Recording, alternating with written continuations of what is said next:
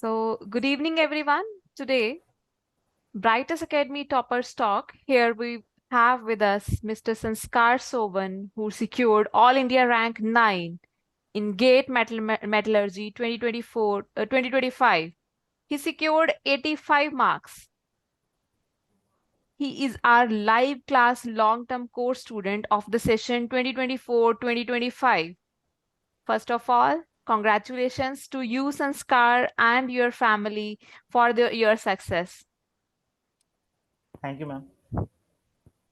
Yes, once again, Brightest Academy create a success story in the session of 2024-2025. Now, let's listen the experience and journey of Gate Metallurgy, India's topper Sanskar Sovan, All India rank 9. So, Sanskar Sovan, tell us about yourself and your education background. So, hello everyone. Myself Sanskar Soven, and currently I am a fifth year dual degree student in IIT Rourkela. I am pursuing metallurgical and materials engineering in IIT Rourkela. So, basically, about my GATE journey, I had given my first GATE attempt in third year, but that was just a casual attempt, like all my friends were giving. So, in peer pressure, I gave the attempt, and I was not at all prepared for the attempt, and I just gave it for fun, and I had secured, I guess, 253 rank, All India rank 253, and my marks was 56. After that, in my fourth year, I didn't even attempt it for GATE because I was not at all interested in GATE.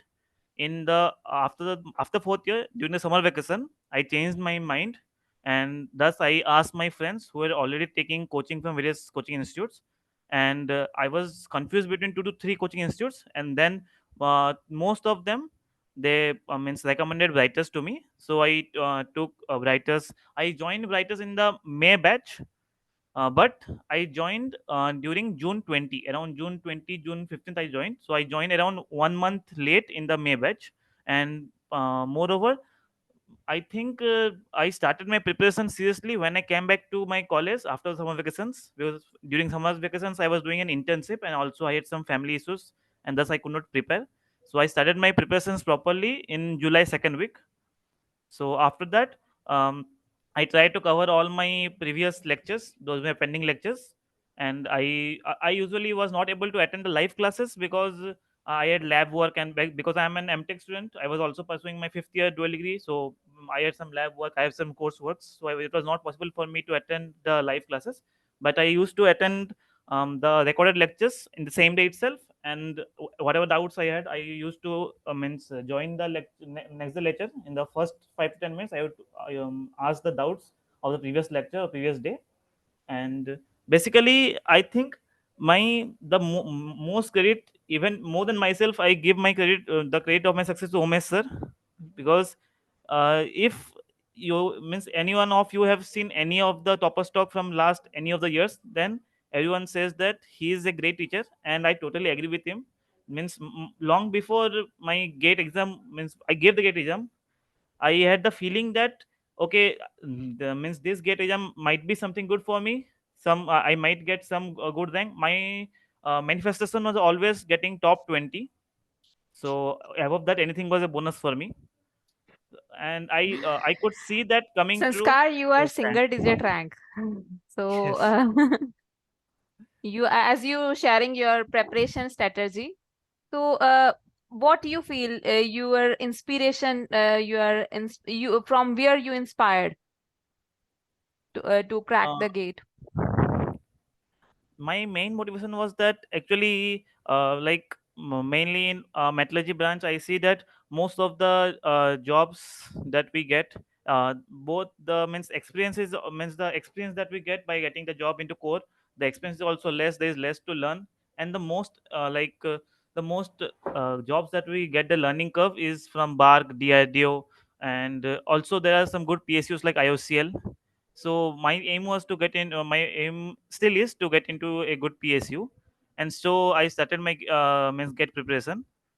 So I tried to means balance my academics with my gate preparation, and I think it was a good journey of 7 months. It was a good journey. So, how you feel that Brightest Academy live class long term course and test series course help you in your preparation? Ma'am, first of all, the live class course.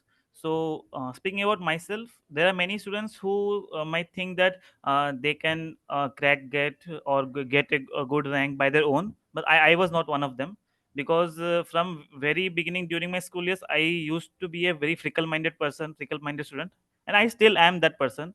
And all my parents always they say that you don't have a means long focus span. Like if I sit for 20 minutes, then I will get back to Instagram or YouTube or something like that. So that's a very big issue with me. That used to be a very big issue with me. So I knew that I need to get into a rigorous coaching institute, means coaching academy, that will help me to means guide my way to. It will guide me in the right path, and I need to do hard work in that path. So I am very thankful that means to my also my friends who recommended me to Brightest, and I am also recommending my juniors Brightest. Already many of them have already come to me and asked me about the program and how to enroll and everything. So I'm also guiding them about that. And talking about the live class, I think all the means concept that Umesh sir has taught, the most important thing is that he gives notes like he's teaching a like class fourth student or class fifth student. Like he gives such detailed notes. And if, for example, if we are learning mechanical metallurgy, so he will start teaching from what is mechanical metallurgy, and he will give the definition of what is mechanical metallurgy. So that helps to means clarify the concepts better.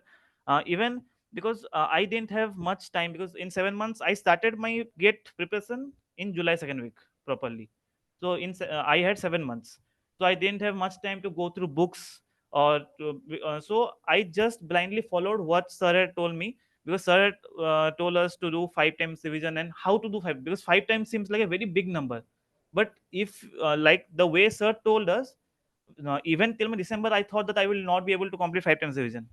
But till February 1st, I was done with 5 times revision, because it is a doable thing. It just seems not doable. And ma'am, Like, talking about was the yes, ma'am. content provided to you in the form of live class and test series sufficient, Yes, ma'am. or It was totally sufficient. did you join any other prep platform for great preparation? No, ma'am. I had joined no other platform, and even I didn't refer to books also.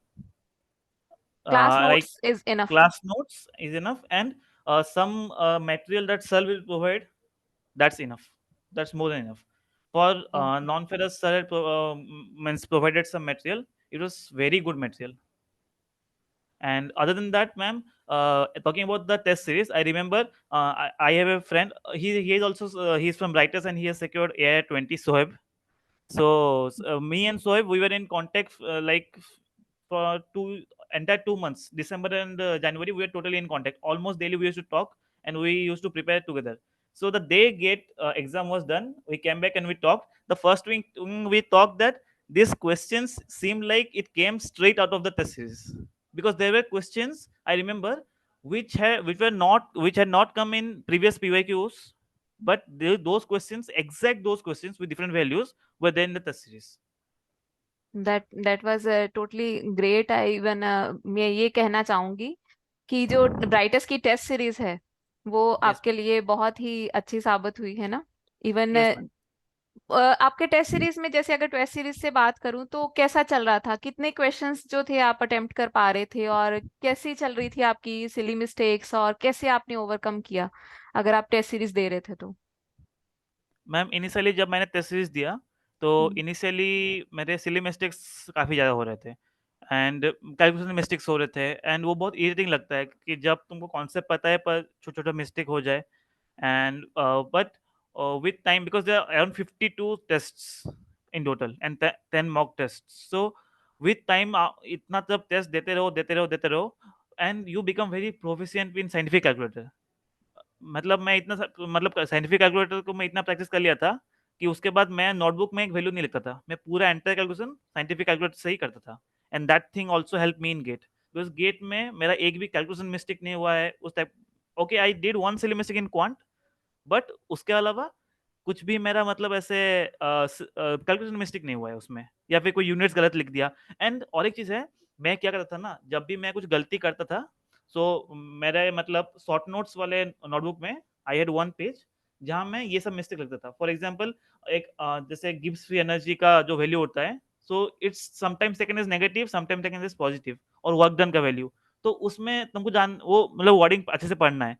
So I used to write like कि if work done is asked, then read the question properly once again. तो उस चीज़ों से help होता है। जैसे magnitude पूछा जाता है नेगेटिव वैल्यूज़ का, तो मैं बहुत बार नेगेटिव मार देता था। ऐसे बहुत सिली मिस्टेक हुए थे, पर वो सिली मिस्टेक्स मैं एक लिख दिया था, तो 20 टू 30 पॉइंट्स थे मेरे पास। And just before going to GATE exam, मुझे याद है मैं ऑटो में जाते वक़्त भी वो द 20 पॉइंट्स पढ़ के गया था मैं, कि ये 20 पॉइंट्स का मुझे मिस्टेक नहीं करना है। And that actually helped. मतलब आपने खुद के लिए ही मोटिवेशन जो है वो बना ली और उसके शॉर्ट नोट्स वो है क्रिएट कर लिए, जो कि अपने हाँ, मेजर नोट्स में से। Yes that ma'am. Was great. और आपका रिवीजन जो थी, आपने उसको फॉलो करने के लिए कौन सी स्ट्रेटजी जो थी वो प्लान करी थी आपने? कि आपने मैम बहुत, जैसे आप बता रहे हो कि आपने लेट स्टार्ट किया, तो आपने जी, जी। किस स्ट्रेटजी को फॉलो किया?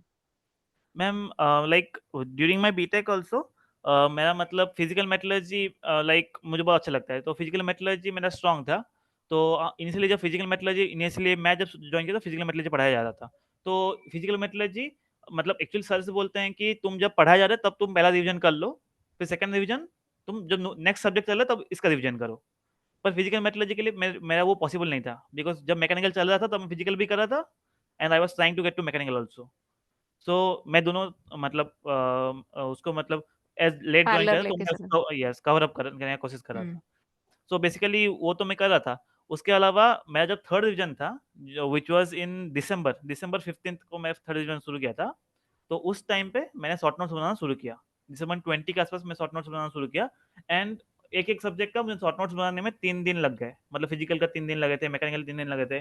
बट वो short notes banana totally worth it है, क्योंकि उसके बाद फोर्थ और फिफ्थ रिवीजन तुम वहीं से ही करोगे शॉर्ट नोट्स से। एंड तुम बस you will just refer to the like मतलब मेन नोट्स, पर मेन रिवीजन शॉर्ट नोट्स से होगा। तो till January 6th and 7th मैं शॉर्ट नोट्स रेडी थे। लाइक आपने बताया जैसे कि आप एमटेक कर रहे हैं साथ में, है ना? जी, जी। तो आपने कैसे मैनेज किया गेट की प्रेपरेशन की क्लासेस को, और साथ में एमटेक का जो आप कह रहे थे कि मेरी क्लासेस चल रही है, तो वो कैसे हाँ, चला आपका सारा? आप बताइए कुछ अपनी इंटरेस्टिंग जर्नी। मैम बेसिकली एक तो एडवांटेज था कि एमटेक में मतलब जो हमारा डुअल डिग्री है मेरा, so my hmm. 9th same में मेरा थोड़ा कोर्सेज दो थ्योरी सब्जेक्ट्स होते हैं। ओके। एंड उसके अलावा मेन मेन हमारा लैब वर्क होता है। सो मतलब मैं लैब वर्क पे फोकस करता था। उसके बाद जो थ्योरी क्लासेस 2 ही होते हैं, तो उसमें कुछ ज़्यादा इश्यू होता नहीं है। एंड हम्म। मैं मतलब एकेडमिक्स पे मतलब मेरा एकेडमिक्स क्लास में सुनो तो हो जाता है एकेडमिक्स। कॉलेज का एकेडमिक्स उतना काफ़ी रहता है। इंजीनियरिंग में तो ठीक है, 1 दिन पहले पढ़ के भी आ जाते हैं मार्क्स। और मैं तो बीटेक वैसा ही था, मतलब जस्ट एग्ज़ाम के 2 दिन पहले पढ़ लिया, मार्क्स आ गया, तो कुछ इश्यू नहीं था कभी वैसा। तो मैं तो ऐसे ही था कि मैं एकेडमिक्स पे ज़्यादा ध्यान नहीं देता था। पर still I got like very good grade. मेरा एसजी लाइक 9.9 के आसपास था इन माय 9th सेम। तो वो कभी इश्यू नहीं था। उसके अलावा लैब वर्क जो था, मैं लैब वर्क करता था, और शाम को जब आके मैं लेक्चर देखता था। एंड लेक्चर देखने के बाद या फिर सुबह लेक्चर देख लिया, या फिर लैब में बैठे-बैठे लेक्चर देख लिया, और उसके बाद मैं मतलब 6 ओ क्लॉक को मैं जब लैब में होता था, तब मैं जस्ट जॉइन करता था, और जॉइन करके मैं मतलब सर को डाउट्स पूछता था। बिकॉज़ वो लैब में होना इम्पोर्टेंट होता था, बिकॉज़ हमको लैब वर्क भी करना है, रिसर्च वर्क जो भी करना है, एंड पेपर पब्लिश करने का कोशिश करना है। सो उसको मैनेज करना बेसिकली वही है कि टाइम मैनेजमेंट करना पड़ेगा, एंड एक हम्म। शेड्यूल बना के वो मतलब शेड्यूल को फॉलो करना है। बिल्कुल, वही मेन है। मतलब टाइम टेबल आप स्टार्टिंग से बना लो और उसको फॉलो जी, करते जाओ, और आप डेफिनेटली जो है आपका मुकाम आपको हासिल हो जाएगा, है ना? जी, जी तो मैम। शोएब, आप सॉरी संस्कार, आप बताइए कि आप कहाँ पे अपने आप को देखना चाहते हो बेसिकली मैम आगे, अभी इन तो फ्यूचर? मेरा यस। ओके मैम, बेसिकली मेरा अभी तो main aim is either getting into BARC और डीआरडीओ। मुझे मतलब क्योंकि वो वैसा इंस्टीट्यूट है, बिकॉज़ रिसर्च के ऊपर भी है, बेस्ड है, and it's obviously a PSU, and वो मतलब काम पे मुझे मतलब इंटरेस्ट भी है। So I want to get into that. And उसके बाद like I am open to choices now. I am also mean seeing कि चलो ठीक है, आईआईएससी में पीएचडी के लिए भी देख सकते हैं। सो मतलब ऐसे चॉइसेस हैं, मैं मतलब मतलब ऐसे ऑप्शंस रखा हूँ मैं। आपने पर मेन तो मेरा बिल्कुल ऑप्शंस रखी हुई हैं आपने। बट मेन तो वही है कि डीआरडी और या फिर बार क्रैक करने की कोशिश करना है। ओके। तो संस्कार आप बताइए, आपने जैसे फाइनल एग्जाम हुआ तो उसके पहले आपका क्या प्रेशर, आप कैसे आपने आपको टैकल किया, कैसे अपना जो सिलेबस था वो उस कितने दिन पहले आपने खत्म कर लिया और कैसे आपने रिवीजन को जो है उसको क्लब किया, वो शेयर कीजिए अपनी कोई।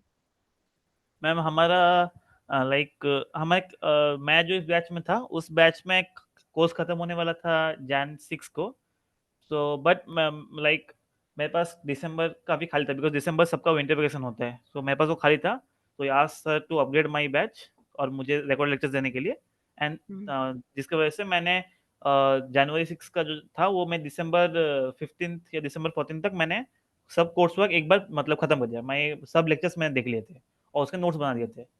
तो उसके बाद साइमल्टेनियसली मेरा कुछ सब्जेक्ट्स का सेकंड टाइम रिवीजन भी चल रहे थे। हम्म। उसके बाद मेरा दिसंबर 20 तक मेरा सेकंड दो टू टाइम्स रिवीजन खत्म हो गया था। मतलब एक तो क्लास के टाइम पे, दूसरा एक बार पढ़ लिया था नोट्स को।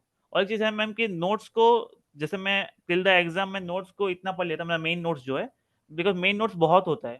तो it's hmm. Like around 5 notebooks में स्पैन था मेरा वो। तो वो मैं इतना पढ़ लिया था कि एट द एंड तक कि मुझे याद था कि कौन से पेज में क्या ऐसा रहता है, वो मुझे याद था ऑलमोस्ट। तो थर्ड टाइम मैंने रिवीजन किया, थर्ड रिवीजन मेरा सबसे मतलब टाइम टेकिंग भी था और सबसे एलाबोरेट रिवीजन भी था, क्योंकि मैं एक एक चीज़ को पढ़ता था और फिर उसका नोट्स बनाता था। और ये चीज़ क्या होता है कि जब तुम बस पढ़ते हो, देन तुम्हारा मतलब कुछ छूट जाता है या फिर कुछ कॉन्सेप्ट तुमको लगता है हाँ ये मुझे पता है, but when you make the notes, short notes उनसे बनाते हो, तो तुम पता चलता है कि ये एक्चुअली मैं इतना पानी में हूँ इस कॉन्सेप्ट में। और उसके साथ-साथ मैं टॉपिक वाइज़ टेस्ट वो भी देना शुरू कर दिया था। मैं जनवरी 6 में जब मैं शॉर्ट नोट्स खत्म हुआ, उसके बाद मैंने शुरू किया टॉपिक वाइज़ टेस्ट देना। लेकिन मुझे लगा नहीं था कि मैं सारे टेस्ट दे पाऊँगा। But eventually January January month में मेरा जब शॉर्ट नोट्स बन गया एक बार ना, उसके बाद अलग टाइप का कॉन्फिडेंस आता है। जब तक शॉर्ट नोट्स बने नहीं थे, हम्म। तब तक मुझे बिल्कुल नहीं लगा था कि मेरा मतलब इन ऑन टाइम खत्म हो पाएगा कोर्स या कुछ भी। पर वो जो जनवरी का जो मतलब फेज़ था, जो मैंने मेहनत किया, क्योंकि वो पूरा एकदम खाली रहता है, तो मैं घर भी नहीं गया, मतलब इधर मैं इंस्टीट्यूट में रह के पढ़ रहा था। तो वो जो हम्म। जनवरी का फेज़ था वो क्लियर हो गया।